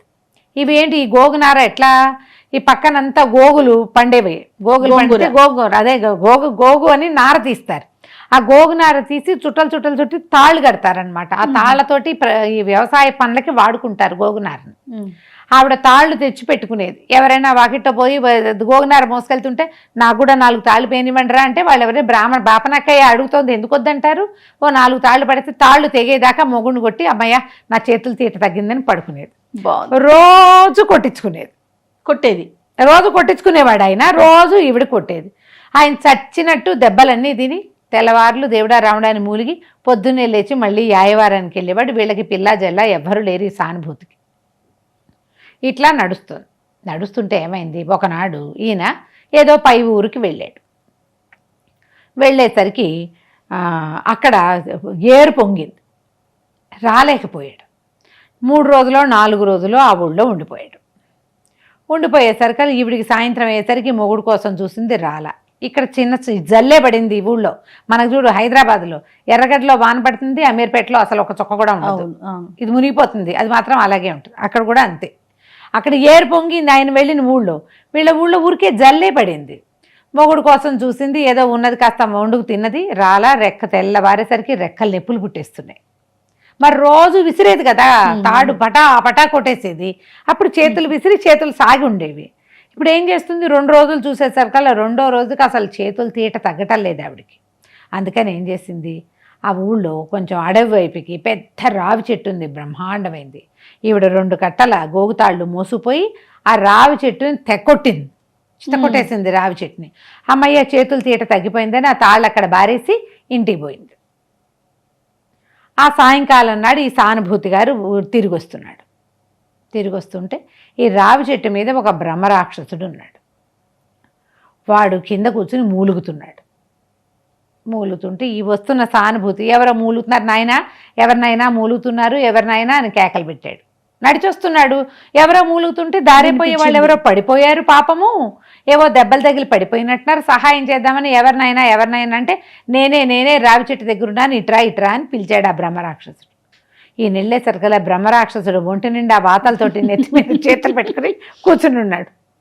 ఏమైంది, ఎవరు బాబు అంటే, నేను బ్రహ్మరాక్షసుని ఈ రావి చెట్టుని పెట్టుకుని ఉన్నాను, ఈ ఊళ్ళో ఎవరితో పిశాచుంది, అది వచ్చి నన్ను వీటి పెట్టి గోగునార పెట్టి చావచిత కొట్టేసింది. నా జీవితంలో ఎరగను, ఆ చెట్టును పట్టుకుని ఉన్నా, అన్ని చెట్టు కొట్టిన దెబ్బలన్నీ నా ఒంటి మీదే పడ్డాయి. అమ్మో ఎవర్రా ఆ పిశాచి నాయన, నా వల్ల కావట్లేదు అన్నాడు. అనేసరికి సానుభూతి అన్నాడు, ఆ గోగు తాళ్ళు అక్కడ కనపడుతున్నాయి, తాళ్ళు చూస్తే తెలిసిపోయింది బందేనని. అయ్యా బాబు అది నా పెళ్ళామేనండి, అది రోజు ఇటకే చేస్తుందండి అన్నాడు. అనేసరికి ఊరిని దుంపదిగా రావి చెట్టులో మొదట్లో ఉన్నవాడిని నేనే తట్టుకోలేకపోయాను, మానవ మాత్రుడిని, బక్కప్రాణివి మానవ మాత్రుడివి నువ్వెట్టా తట్టుకుంటున్నావురా ఆయన అంటే 15 ఏళ్ళుగా అలవాటు అయిపోయింది స్వామి, రోజు మా ఆవిడ కొడుతుంది, పొద్దున్న లేచి అటాగే పనిలోకి వెళ్తాను నేను అనేసరికల్లా రావి చెట్టు వీడన్నాడు బ్రహ్మరాక్షసుడు, అయ్యో నీకెంత కష్టం వచ్చింది, ఒక్కనాడే నేను పడలేకపోయానే, నేను ఇవాళ రాక్షసుడిని అయ్యాను కానీ ముందు బ్రాహ్మణ్ణి కదా, సాటి బ్రాహ్మడివి నువ్వు ఇట్లా బాధపడుతుంటే నేను చూడలేకపోతున్నాను, ఓ పని చెయ్యి, ఈ పెళ్ళాన్ని వదిలిపెట్టి ఎక్కడికైనా పో అంటే నేను ఎక్కడికి పోతాను బాబు, ఈ ఊళ్ళో అలవాటు, నేనేమో యాయవారం బతుకున్నది అనగానే బ్రహ్మరాక్షసుడు అన్నాడు, నీకు మంచి మార్గం చెప్తా, ఈ పక్కన రాజుగారికి అందమైన కూతురుంది, నే పోయి ఆ పిల్లని పట్టుకుంటా, 2-3 రోజులు ఆగి, ఒక వారం రోజులు ఆగి నువ్వు రా, నా వారం దెబ్బలు తిను, నీ పెళ్ళంతో నీకు తప్పదు కాబట్టి, వారం తర్వాత వచ్చి నేను రావి చెట్టు బ్రాహ్మణ్ణి అని నా చెవిలో చెప్పావా, నేను ఆ పిల్లని వదిలి వెళ్ళిపోతా, అప్పుడు రాజుగారు నీకు బ్రహ్మరథం పడతాడు, నువ్వు ఇంకా నీ పెళ్ళాం దగ్గరికి రావక్కర్లా, హాయిగా రాజ్యంలో ఉండి సుఖంగా ఉండు, కానీ నీ పెళ్ళాం 4 రోజులు చూసి ఏ చెట్టునో చామనో కొట్టి దాని ఏడుపది ఏడుస్తుంది అనేసరికి సరేనన్నాడు. సరేనని ఈ సామాన్లు మోసుకుంటూ ఇంటికి వెళ్ళాడు. అంతకుముందు మెత్తటి మనిషిని కొట్టేది వీరమ్మ గారు, ఇప్పుడు చెట్టును కొట్టేసరికల్లా రెక్కలు నొప్పులు పుట్టినాయి. 4 రోజులు కొంచెం ప్రశాంతంగా రెస్ట్ ఇచ్చింది. ఆ 4 రోజులు మన బ్రాహ్మణాయన కూడా ఈ సానుభూతి కూడా రెస్ట్గా హాయిగా ఉన్నాడు. వండుకుని తిన్నారు భార్యాభర్త. 4-5 రోజుల తర్వాత నేను ఏదో పై ఊరు వెళ్తున్నాను, 2 రోజులు మేనేజ్ చేసుకోమని పెళ్ళాన్ని చెప్పి ఈ పెద్ద రాజ్యం వైపుకి దారి తీశాడు. ఇతను ఊళ్ళోకి వెళ్ళక ముందే తెలిసిపోయింది, రాజుగారి అమ్మాయి భర్తతోటి పెళ్ళయింది, వివాహితే, భార్యాభర్త పక్కపక్కన పడుకుని ఉండగా ఆ పెద్ద గురక పెడుతోందిట. గురక పెడుతుంటే భర్త లేవదీశాడు రాకుమార్తెని, ఏమిటట గురక పెడుతున్నావు అనేసరికల్లా అవురవరా నన్ను గురకంటావా అని చెప్పేసి మొహాన్ని 2 చేతులతో ఇట్లా బరికేసింది టైంని. స్టోరీ అంతా భర్తలు కొట్టటమేనా? బరికేసరికి కంగారు పడి అసలు ఏనాడు ఏమి చెయ్యని పిల్ల, పైగా కొత్త పెళ్లి కూతురు 7-6 నెలలో అయింది పెళ్ళయ్యి, ఆ కంగారు పడి కేకలు పెట్టాడు. సైనికులు పరిగెత్తుకొచ్చారు, ఆ వీళ్ళు ఉంటారు కదా అంతఃపురంలో దాసులు, వీళ్ళు అల్లుడు గారు అరుస్తున్నాడని వెళ్ళి లోపలికి వచ్చేసరికి ఇంకేమైంది, మొహం నిండా నెత్తురుచారికలు, గోళ్లతోటి గీరేసింది, గుర్రాన్ని శబ్దం వస్తుంది రాకుమారి నోట్లోంచి. వీళ్ళు కంగారు పడి ఏదో చేష్టలాగా ఉందని 2-3 సాయం పట్టి అల్లుడు గారిని బయటికి లాగేశారు. ఆ రాజకుమార్తె వెంటనే ఏం చేసింది, చేతులు గోళ్ళు పెట్టి దిళ్ళు పరుపులు అన్నీ చింపి పోగులు పెట్టింది, సామాన్లన్నీ విసిరేసింది. చిలికత్తెలు ఎవరైనా లోపలికి వస్తే ఎవరి మొహం గీరేస్తో 2-3 శాస్తయింది, లోపలికి వెళ్ళడానికి వీల్లేదు. బయట ఏం చేశారు, 2-3 భూత వైద్యుల్ని పిలిచారు. వాళ్ళు ముగ్గేసి నిమ్మకాయలు పెట్టి ఏమన్నారు, ఏదో బ్రహ్మరాక్షసు పట్టింది పాపని, ఏదైనా మార్గం చూసుకోండి అన్నారు. మార్గం చూసుకోండి అంటే వాళ్ళు ఆమంటారు ఢూమంటారు, ఏ ఢూమన్నా ఇది లేవదు. ఏదైనా నిమ్మకాయలు కనుక వాళ్ళు లోపలికి విసిరారంటే అవన్నీ చింపి రసం తీసి వాళ్ళ మొహాలే కళ్ళలో పడేలాగా విసిరేస్తుంది. గద్దాటదు, గదిలో ఉండట్లేదు, ఎవరికి లొంగటాల. 4 రోజులైంది, అసలు రాజకుమార్తె అన్నం పానం లేదు, పిల్ల చూస్తే బక్క చిక్కిపోయింది, అరుపులు కేకలు ఏమో మిన్నంటిపోతున్నాయి. సామాన్లన్నీ చింపేసింది, విసిరేసింది, గోడలు పగలగొట్టేసింది. పిల్ల చూస్తే బక్కపిల్ల. 4 రోజులు గడిచింది. సరే ఇదంతా తెలుసుకున్నాడు. ఈ సానుభూతి వచ్చి అంతఃపురం దగ్గర ఉన్న వాళ్ళకి చెప్పాడు, నేను భూత వైద్యుడిని, నేను చూడ్డానికి వచ్చానని. అనగానే రాజుగారి దగ్గర తీసుకుపోయారు. రాజుగారు ఈ బ్రాహ్మణి బకచికి వీపంతా చారలు తేలిపోయి సామాన్యంగా ఉన్నవాడిని చూసేసరికి వీడేం చేస్తాడని, వద్దండి మాకు భూత వైద్యులు ఏమి వద్దంటే, కాదండి నేను అదొక్కటే చేస్తా, నా మాట వినండి, నాకు ఒక్క అవకాశం ఇవ్వండి అని బాగా బతిమలాడాడు. అల్లుడు గారు అన్నారు, ఏ పుట్టలో ఏ పాముందోనండి, ఇంత మహామహా బ్రహ్మాండ నాయకులు ఏం చేయలేకపోయారు, ఒక్కోసారి చిన్న మేకే పెద్ద పని చేస్తుంది, పంపిద్దాం పట్టండి అని ఈ బ్రాహ్మణాయన్ని ఈ సానుభూతిని అంతఃపురంలోకి ప్రవేశపెట్టారు. ఆ తలుపులు దోసేసరికి లోపల నుంచి గుడ్లూరిని చూస్తూ రాకుమార్తె పెద్ద కేకలు పెట్టింది. ఏం దండం పెట్టి, మహానుభావ మర్చిపోయినట్టు రావి చెట్టు బ్రాహ్మణ్ణి, మా ఆవిడతో దెబ్బలు తిన్నావు మర్చిపోయావా నువ్వు అనగానే వెంటనే బ్రహ్మరాక్షసుడు దిగిపోయి ఈ సానుభూతి దగ్గరకు వచ్చి, అరే అబ్బాయి నేను ఇక్కడి నుంచి వెళ్ళిపోతా, కానీ నాకు ఒకటి తెలిసింది, ఇట్లా యవ్వనంలో చిన్నగా ఉన్న పిల్లల్ని ఆడపిల్లల్ని పట్టుకుంటే గొప్ప సౌఖ్యంగా ఉంటుంది, నీకోసమని ఈ పిల్లల్ని వదిలిపెట్టి వెళ్తున్నా, నేను పక్క రాజ్యంలోకి వెళ్ళిపోతా, నువ్వు మాత్రం అక్కడికి రావద్దు, ఇక్కడ ఈ రాజు నీకు ఇవ్వగలిగినంత ఇస్తాడు, హాయిగా సుఖంగా బతుకు అనగానే సరేనన్నాడు. రాకుమార్తె వెళ్ళబీటుగా పడిపోయింది. బ్రహ్మరాక్షసుడు లేచిపోయాడు అక్కడి నుంచి. నిద్ర కళ్ళు తెరిచి చూసి అమ్మ ఆకలిస్తుంది అంది. 5 రోజులు ఏమో అయింది పిల్ల అన్నం తిని. అమ్మో ఇంకేముందని ఈ మహారాణి గారు చేలికత్తెలు అంతా వచ్చి ఈ రాకుమార్తెను లోపల తీసుకుపోయి తిండి తిప్పలు చూశారు, బట్టలు పాతలు అన్నీ సరిచేసి గదంతా సరిచేశారు. రాజుగారు ఆశ్చర్యపోయాడు. నీ మామూలు యాయవారం బ్రాహ్మణులాగాను నువ్వు బాగా చేసావని ఇతనికి ఒక ఇల్లు వాకిలి ఏర్పరిచి బోళ్ళంత ధనం ఇచ్చి ఓ పిల్లని చూసి పెళ్లి కూడా చేసి ఇక్కడ ఉంచారు. కొన్నాళ్ళు గడిచింది, సంవత్సరం. ఈ లోపల పక్కరాజ్యం రాజుగారు కబురు చేశారు, మీ అమ్మాయికి బ్రహ్మరాక్షసుడు పడితే ఒకడెవడో వచ్చి బాగు చేసేట, ఇప్పుడు మా అమ్మాయి కూడా అదే పరిస్థితి ఉంది, పంపండి వాడిని అనగానే ఇతని గుండెల్లో రాయబడింది సానుభూతికి. రావద్దని చెప్పాడు రాక్షసుడు, వెళ్తే వింటాడో విండో. ఏం చేయాలని ఆలోచించి, కాదండి నేనేదో ఒక్క మంత్రమే ఉంది, ఆ ఒక్క మంత్రానికి వాడు లొంగాడు, నేను వెళ్ళనండి అన్నాడు.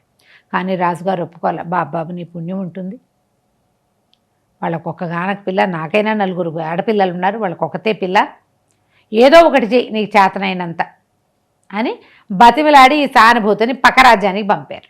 రాజకుమార్తె మళ్ళీ సేమ్ డిట్టో అంతే, అక్కడ కూడా ఇల్లు వాకిలి ఏకం చేసింది, తలుపులు ఇల్లు బద్దలు కొట్టేసింది. వాడు హాయిగానే ఉన్నాడు రాక్షసుడు, పిల్లే పాడైపోతుంది పాపం. వెళ్ళేసరికల్లా ఎప్పుడైతే రావి చెట్టు బ్రాహ్మణ్ణి చూడగానే సానుభూతిని గుర్తుపెట్టేశాడు బ్రహ్మరాక్షసుడు. అవురవురా నీకు బోల్డ్ డబ్బిప్పిచ్చా కదా అక్కడ, రావద్దా నీకోసమనే కదా నేను అమ్మాయిని వదిలిపెట్టాను, నిజానికి ఈ పిల్లకంటే ఆ పిల్ల ఇంకా అందగత్తే, పైగా పెళ్ళై కాపురం చేస్తున్న పిల్ల, నాకు ఇంకా హాయిగా ఉంది దాంతో ఉన్నప్పుడు, నీకోసమని వదిలిపెట్టి వస్తే నువ్వు ఇప్పుడు ఇక్కడికి వచ్చి నా నెత్తి మీద కూర్చున్నావే అనగానే ఇతను అన్నాడు, అయ్యో బాబోయ్ అందుకు రాలేదండి, నేను అందుకు రాలేదు, అప్పుడెప్పుడో మీకు గుర్తుందా మా ఒక ఆవిడ వీరమ్మ వచ్చి మిమ్మల్ని చిత కొట్టింది, ఇప్పుడు అది నేను ఈ రాజుగారి రాజ్యంలో ఉన్నానని తెలుసుకుని ఇక్కడికి వచ్చింది, దాని నుంచి తప్పించుకునే ఉపాయం ఏదైనా చెప్తారేమో కనుక్కోవడానికి వచ్చానండి అన్నాడు. బ్రహ్మరాక్షసుడు ఉనికిపోయాడు. అమ్మో వీరం వస్తుందా అన్నాడు. వస్తోందండి, మరి ఇక్కడికి కూడా వస్తుందో ఏమో అనగానే భయం వేసేసింది. దాంతో ఒకనాడు దెబ్బలు తిన్నందుకే నాకు దుంప దిగిపోయింది, వీరం నేను అసలు ఎక్కడా ఉండను, ఎక్కడున్నా అది నన్ను పట్టేసుకుంటుందేమో, ఎందుకంటే మొగుడిని కొడితే ఒకరోజు తీరుతుంది, బ్రహ్మరాక్షసుడున్న రావి చెట్టుని ఒక్కసారి కొట్టినందుకు 4 రోజులు చేతులు తీరిపోయిందని నా మీదకే వస్తుందేమో, నేను ఇక్కడ ఉండనని ఆ అమ్మాయిని వదిలిపెట్టి పారిపోయాడు. ఎప్పుడైతే బ్రహ్మరాక్షసుడు వెళ్ళిపోయాడో రాకుమార్తె పడిపోయింది. వాళ్ళందరూ సంతోషించి బోల్డన్ని గ్రామాలు ఇచ్చి ఈ సానుభూతికి సంతోషంగా తమ దగ్గర ఉంచుకున్నారు. ఇంతంత గయ్యాళ్ళు కూడా ఉన్నారు, బ్రహ్మరాక్షసుడు కూడా భయపెట్టే గయ్యాళ్ళు ఉన్నారు.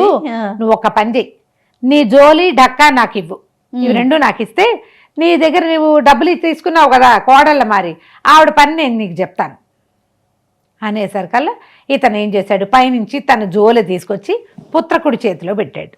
ఆ జోలె అటు ఇటు తిప్పి చూసి ఈ పుత్రకుడు అన్నాడు, భలే బాగుందే, ఇది నీకు ఎక్కడ దొరికింది అని అడిగాడు. అడిగితే అది నేను చెరువు గట్టున స్నానం చేయటానికి వెళ్తే కోతులు పట్టుకుని తిరుగుతున్నాయి, ఒక కోతి పట్టుకుని తిరుగుతుంది, ఇంకో కోతి లాక్కోవడానికి చూస్తుంది, నిజానికి కోతుల చేతిలో ఉంటే అదో పక్కన ఇదో పక్కన లాగి చింపేస్తాయి, కానీ ఇది బొంతతో కుట్టారు, అందుకని ఇది చిరగల బాగుందని నేను తెచ్చుకున్నాను, ఇది వచ్చాక నాకు డబ్బులు బాగా వస్తున్నాయి అన్నాడు.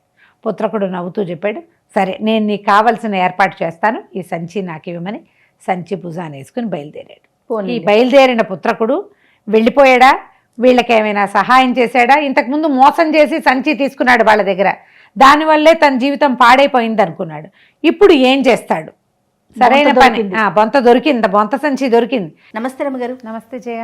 రమ్మగారు, మీరు పుత్రకుడు ఒక అద్భుతమైన సిరీస్ని స్టార్ట్ చేశారు, 3 భాగాలు చెప్పుకున్నాం, ఎంత బాగుందో.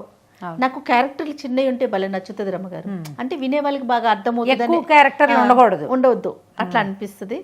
సో వీడికి ఫైనల్ గా బొంత దొరికింది, అడుక్కునే అతని దగ్గర నుంచి బొంతను సాధించాడు, ఆ మాట ఈ మాట చెప్పి ఈయన ఒక స్టోరీ చెప్పాడు, అతను ఒక స్టోరీ చెప్పాడు, ఫైనల్లీ బొంత దొరికింది.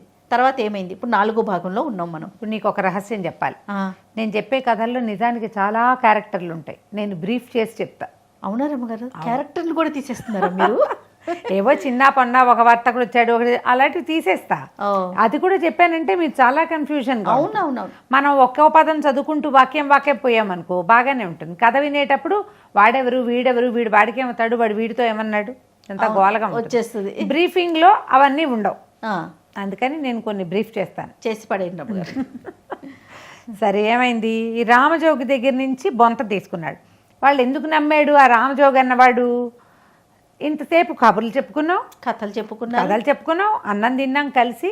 కాబట్టి ఆవిడెవరో కోడళ్ళ మారిని వీడేదో సరిచేస్తాడని నమ్మి ఆ పూటకి ఆ డక్క ఇట్లా మోగిచ్చేది. బుడబుక్కల వాళ్ళు అనమాట వాళ్ళంతా, అందరు పూర్తి ముష్టి వాళ్ళు అంటానికి వీల్లేదు. దాన్ని ఇట్లా ఇట్లా మోగిస్తూ ఏదో బుడబుక్కలే. అయితే ఆ డక్కాను ఆ సంచి ఇచ్చాడు. ఈ సంచి ఎక్కడదంటే కోతి దగ్గర తీసుకున్నానని చెప్పాడు.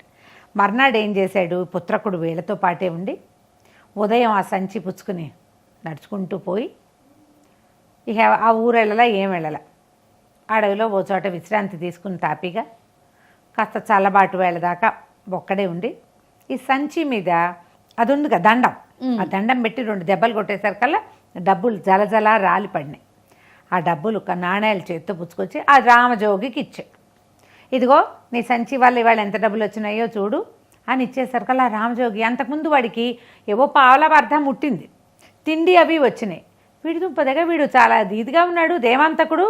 ఒకరోజు ఊళ్ళోకి వెళ్ళొచ్చి బంగారు నాణాలు సంపాదించుకొచ్చాడని, బాబు ఇట్లాగే 4-5 రోజులు సంపాదించి పెట్టు నాకు అని ఒప్పుకున్నాడు. ఇతనికి కావాల్సిందేంటి, వాళ్ళని మోసం చేయకూడదు. మొదట ఏం చేశాడు, ఈ సంచి తాలూకు ఓనర్లు అన్నదమ్ములు సుందోపసుందుల్ని వాళ్ళని మోసం చేశాను, అందుకే నా చేతిలోంచి ఈ వస్తువులు పోయినాయి, ఈసారి అట్లా చేయకూడదనుకుని ఒక సామాన్య బుడబుక్కల వాడికి గుప్పెళ్లతోటి నాణేలు ఇచ్చాడు.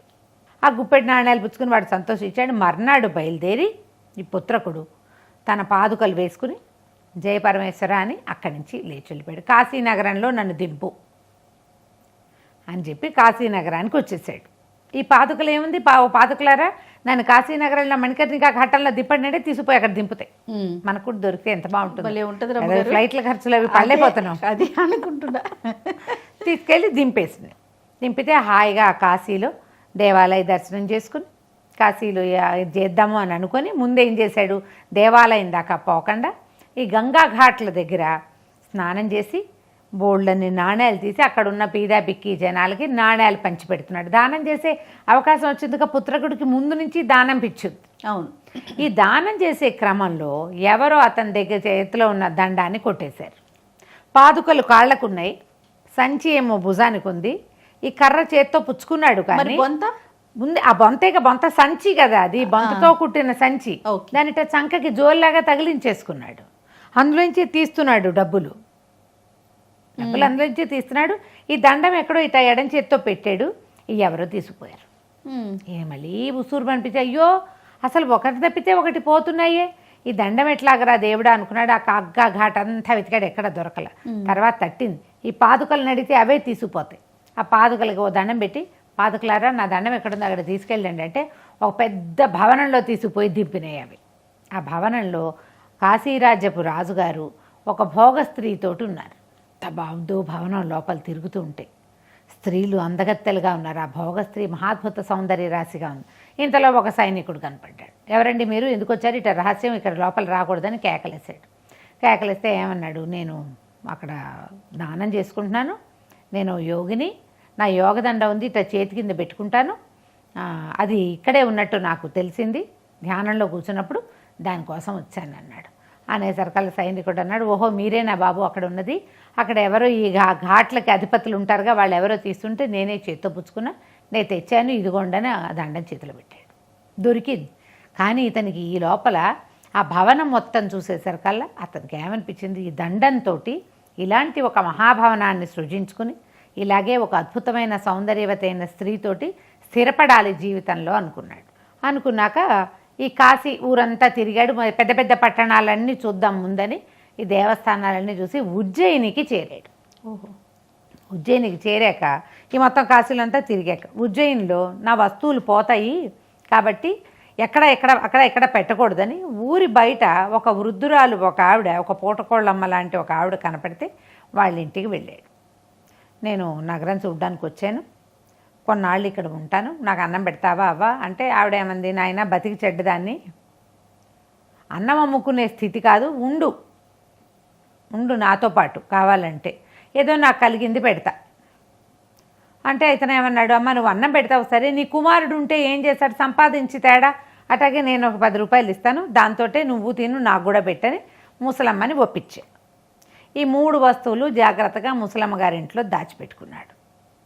ఆవిడ ఎవరు ఏమిటి అని కనుక్కుంటే ఈవిడ భర్త పూర్వపు రాజుగారికి సలహాదారుగా ఉండేవాడు. ఆయన మహాపండితుడు. ఇక్కడ ఏం జరిగేది, బాగా కవిత్వాలు అవి జరిగేవి, పండితులంతా చేరేవాళ్ళు. ఆ వచ్చిన పండితులకి వ్యవహారాలు చూడడం ఈవిడ భర్త పని. క్రమంగా ఏమైంది, పెద్దరాజు గారు గతించాక ఆయన కుమారుడు వచ్చాడు రాజ్యానికి. ఈయనకి పాండిత్యము, వ్యవహారం, కవిత్వం గట్రా ఏం లేవు. మెల్లిగా ముసలాయనకి ఉద్యోగం పోయింది. ఈయన పెద్దరాజు గారి మీద దిగులతో ఆ పండిత ప్రసంగాలు అవి లేక, కవిత్వాలు, కవితాగోష్ఠులు, కవితాగానాలు అవి లేక, శాస్త్ర చర్చలు వినటానికి అవకాశం లేక దిగులు పడి ఆయన గతించాడు. పెద్దరాజు గారు ఇచ్చిన వాటితోటే గడుపుకున్నాం చాలా ఏళ్ళు. ఈ లోపల చిన్నరాజు గారికి కూతురు పుట్టింది, పిల్ల పెద్దది కూడా అయ్యింది. మా ఆయన పోయాక ఈ పిల్లకి కవిత్వం పిచ్చని బయటపడింది. ఇప్పుడున్న రాజుగారి కూతురు పేరు పాటలి, పాటల గంధి. ఆమె పేరు పాటలి అని పిలిచేవాళ్ళు. ఆ అమ్మాయికి చాలా కవిత్వం ఇష్టం, వాళ్ళ తాతలాగా. ఇప్పుడు కొంచెం పండిత గోష్ఠులు అవి చేస్తోంది. పిల్ల కొంచెం 17-18 ఏళ్ళు రావాలిగా. 10 ఏళ్ల పిల్లకి తెలిసినా చెయ్యలేరు. ఫస్ట్ పిల్ల వ్యక్తురాలైతే తండ్రిని మాట్లాడి, తండ్రిని అడిగి ఏర్పరచుకుంటుంది. అయితే ఈ అమ్మాయికి ఇట్లా ఇవన్నీ ఇష్టమని అదని తెలిసి నేను పోయి ఆమె దగ్గరికి వెళ్ళి, అమ్మాయి ఇగో ఇది నా పరిస్థితి అంటే, ఆవిడ ఏమంది, నువ్వు నాతోటి ఉండు, నేను నిన్ను చూసుకుంటానంది. చూసుకుంటానంటే ఏమీ పని చేయకుండా ఊరికే ఆమె దగ్గరికి వెళ్ళి వచ్చి డబ్బులు తెచ్చుకోవటం ఎట్లాగా అని నేను బాధపడుతుంటే, నీకేం వచ్చు అంటే, నాకేం వచ్చమ్మా, ఏదో పెద్దదాన్ని కథలు చెప్తానన్నాను. అయితే రోజు నాకు ఒక కథ చెప్పు, నేను నీ తిండి వ్యవహారం నేను చూస్తానంది. కాబట్టి ఇప్పుడు నేను ప్రతిరోజు పాటల దగ్గరికి వెళ్తా, ఏదో కథ చెప్పొస్తా కాసేపు. ఆ కాలక్షేపం కథ విన్నాక ఆవిడ ఏదో ధనం చేతిలో పెడుతుంది. అక్కడి నుంచి డబ్బులు వస్తాయి నాకు, ఆమె అంతఃపురం నుంచి. ఆహారము వ్యవహారము వచ్చేస్తాయి. నా కోసం బండి కూడా వస్తుంది. మా అమ్మని తీసుకురండి అంటే అవ్వ కోసం బండి వస్తుంది. సరికల్లా పుత్రకుడు అన్నాడు, ఇంతేనా అవ్వ, నేను ఎంత బాగా చేయగలను, నీకు పెద్ద పెద్ద కథలు చెప్తా. నేను చెప్పిన కథ తీసుకెళ్ళి నువ్వు పాటలకి చెప్పుకో. ఎందుకంటే ఈవిడికి కథలు అయిపోయినాయి. ముసలావిడ ఆసెమ్మ ఓసెమ్మ చెప్పింది, తర్వాత ఎక్కడి నుంచి చూస్తుంది, మళ్ళాగా పుస్తకాలు లేవు అప్పుడు కదా. అందుకని ఈవిడ ఏం చేసేది, ఊళ్ళో వ్యవహారాలన్నీ చూసి ఏవో ఒక 4 వ్యవహారాలు చెప్పొస్తోందిట. అట్లా చెప్పద్దు, నేను నీకు కథ చెప్తానని పెద్ద పెద్ద కథలు చెప్పాడు పుత్రకుడు. ఇతను చెప్పిన కథని యథాతథంగా ఈ ముసలావిడ తీసుకుపోయి పాటలకి చెప్పేది. ఈ పాటలు వినగా క్రమంగా అడగటం మొదలుపెట్టింది. ఈ కథ ఎక్కడి నుంచి తెచ్చావు, నువ్వు ఎక్కడ చదివావు, నీకెవరు చెప్పారు అంటే కొన్నాళ్ళు పోయాకి చెప్పేసింది. పుత్రకుడు వల్ల ఇలా ఒక కుర్రవాడు వచ్చాడు, అతని వల్ల నాకు ఇది సాధ్యమైంది అనేసరికల్లా అతన్ని నా దగ్గరికి తేవా నేను అతని కథలు సముఖంలో వింటానని పాటలు అడగటం మొదలుపెట్టింది. ఆ అబ్బాయి నిన్ను చూడాలనుకుంటోందని ముసలావిడ చెప్పింది. ఈ పాటలకి ఎలాంటి కథలు కావాలంటే, వయసులో ఉన్న పిల్ల ఏం కథలు వింటుంది సరదాగా, కాలక్షేపం కదా తనకు కావాల్సింది. ఆ కాలక్షేప కథల్లో ఇతను బోలెని రకాల ప్రేమ కథలు అవి చెప్పాడు. శ్రీదర్శనుడి కథ పూర్వం చెప్పుకున్నాం మనం, తర్వాత ఎప్పుడైనా అవకాశం ఉన్నప్పుడు చెప్తాం. చాలా పెద్దది, అందుకని ఇందులో చెప్పట్లేదు. ఓకే. శ్రీదర్శనుడి కథ చాలా ఇంట్రెస్టింగ్గా బోలెడని భాగాలు, బోల్డ్ మెలికలు తిరుగుతుంది. ఈ కథలు విని ఆ అమ్మాయికి పుత్రకుడి మీద చాలా ఆసక్తి మొదలైంది. ఎంతసేపు అతన్ని అడిగేది, ఆ అమ్మాయి అడుగుతోందని ముసలావిడ వచ్చి పుత్రకుడికి చెప్పేది. క్రమంగా ఈ కుర్రాడి కూడా, వీడు కూడా 23-24 ఏళ్ల వాడు, ఆ అమ్మాయి మీద ఆసక్తి మొదలయ్యి, ఇప్పుడు రాజకుమార్తె దగ్గరికి వెళ్తే మనమేమో మామూలుగా ఉన్నాం, ఇలా కాదని రాత్రిపూట ఆ అమ్మాయి నిద్రపోయినప్పుడు వెళ్ళి ఏం చేసేవాడు, అక్కడ ఉన్న గంధంలో చెయ్యి ముంచి ఆమె మీద ఇట్లా చేతి ముద్ర వేసి వచ్చేవాడు. తెల్లవారు లేచేసరికల్లా అమ్మాయికి ముఖానికి గంధం రాసి ఉండేది, చేతివేళ్లతో రాసినట్టు తెలిసేది. ఎవరో వస్తున్నారని తెలిసింది కానీ ఎవరు వస్తున్నారో తెలియదు. ఒక 5-6 రోజులకి ఒకనాటి రాత్రి మెలకుగా ఉండి ఆ పాటలు ఈ పుత్రకుడిని పట్టేసుకుంది. ఇద్దరు పరస్పరం చూసుకుంటే చిన్నవాళ్ళు, ఒకళ్ళ మీద ఒకళ్ళకి ఆపేక్ష ప్రేమ కలిగినాయి. ప్రతిరోజు పుత్రకుడు వెళ్ళిపోయేవాడు అంతఃపురానికి. రాత్రిళ్ళు వెళ్ళేవాడు, ఎవ్వరికీ తెలిసేది కాదు. ఈ ముసలావిడికి కూడా తెలియదు, ఆవిడకి కూడా తెలియదు. రాత్రిళ్ళు పడుకునేవాడు, ఆవిడ దారినాడు పెద్దది కదా నిద్రపోయేది. ఎప్పుడైనా ఏ రాత్రి వేళ అబ్బాయి ఎక్కడికి వెళ్ళావు అని అడిగితే అలా వెళ్ళాను, నడిచి వెళ్ళాను, బాత్రూమ్కి వెళ్ళడానికి వెళ్ళాను, ఇలాంటివి చెప్పేవాడు. పెద్ద పట్టించుకోలే ఆవిడ, ఎందుకంటే బుద్ధిమంతుడుగా ఉన్నాడు కుర్రాడు. ఉమ్. ఈ రాత్రిపూట వెళ్ళగా కొంతకాలానికి పాటలి గర్భవతి అయింది.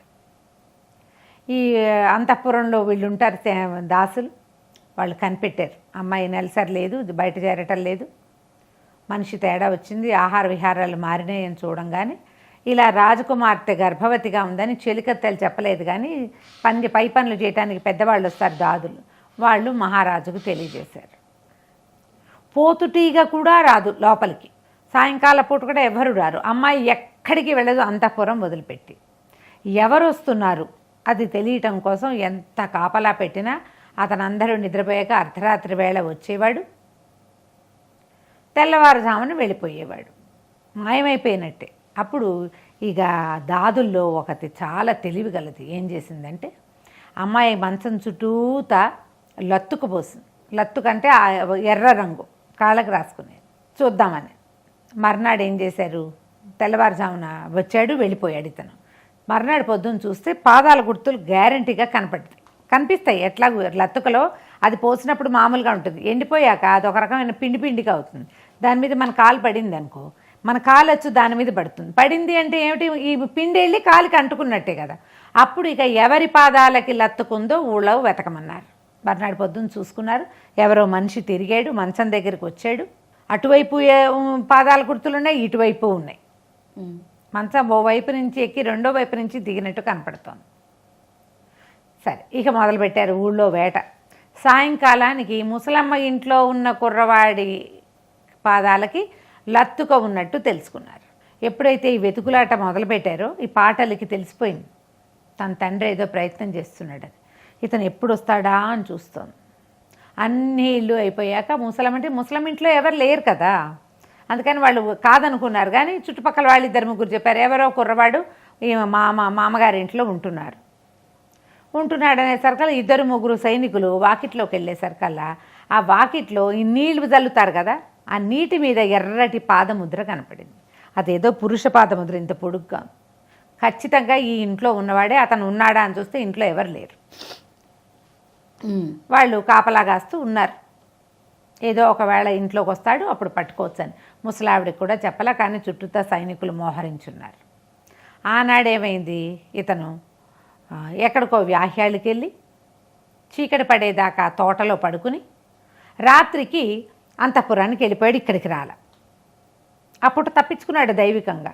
ఎప్పుడైతే ఇతను వెళ్ళాడో ఆ పాటలు ఏమందంటే, నువ్వు వెళ్ళావంటే నిన్ను బతకనివ్వరు, మా నాన్న వాళ్ళు పట్టేస్తారు, నువ్వు ఎవరివైనా సరే నేను నీతో వచ్చేస్తా, నన్ను తీసుకెళ్ళు అనగానే, సరే ఇదే సందు రాజకుమార్తెను తీసుకెళ్ళటానికి మంచి ఆసరా దొరికిందని ఇతను ఆ అమ్మాయిని తన చేతులతో ఎత్తుకుని పాదుకలకు చెప్పాడు, ఇక్కడి నుంచి ఎక్కడికైనా దూరంగా అరణ్యంలోకి, మానవ సంచారం లేని చోటికి మమ్మల్ని తీసుకెళ్ళిపోండి అని. ఆ పాదుకలు తీసుకుపోయి ఇతన్ని ఒక అరణ్యంలో దింపి విత్ రాజకుమారి గర్భవతి రాకుమారి. వెళ్ళిన తర్వాత రాజకుమార్తెకి ఏమనుంది, ఇతని దగ్గరున్న మహత్యం ఏమిటో ఆ అమ్మాయికి పూర్తిగా తెలీదు. అతను రాత్రిపూట రహస్యంగా రాగలడు, అదొక్కటే తెలుసు. ఇతను ఏం చేశాడంటే, నువ్వు నాతో పాటు వచ్చేసావు, నీ పేరుతో నా పేరు కలిపి మనం ఒక రాజ్యాన్ని సృజించుకుందాం అని చెప్పి చుట్టూతా ఉన్న అడవుల్లో ఆ దండం తాలూకు కొసతోటి గీశాడు. 20-30 పల్లెల్ని పుట్టించాడు. చుట్టూతా పాటక జనం చేరారు. తర్వాత ఈ దండాని తాలూకు మొదటి భాగంతో గీస్తే ఒక పెద్ద మహానగరం సృజించబడింది.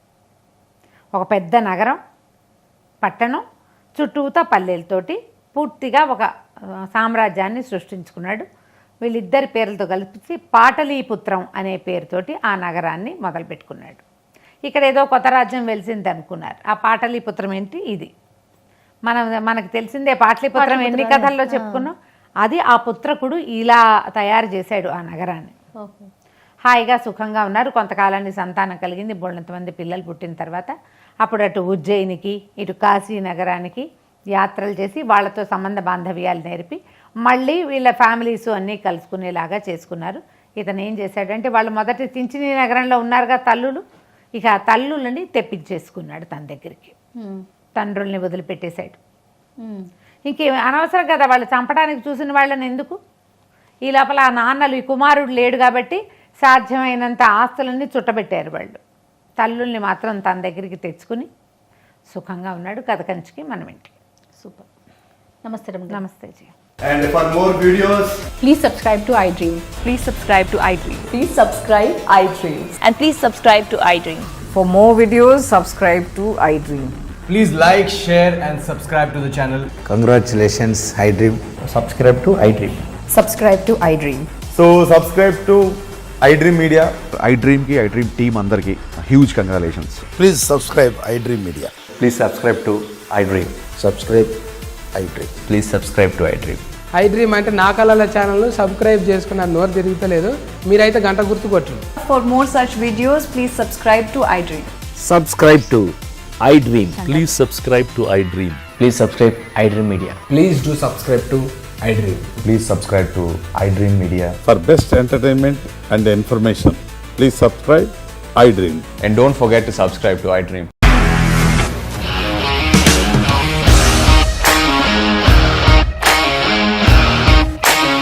ఇండస్ట్రీలో కమిట్మెంట్ ఇష్యూస్ వస్తే నీకు కూడా వచ్చినట్టు మార్నింగ్ తీసుకెళ్ళారంటే కొట్టి పడేశారు.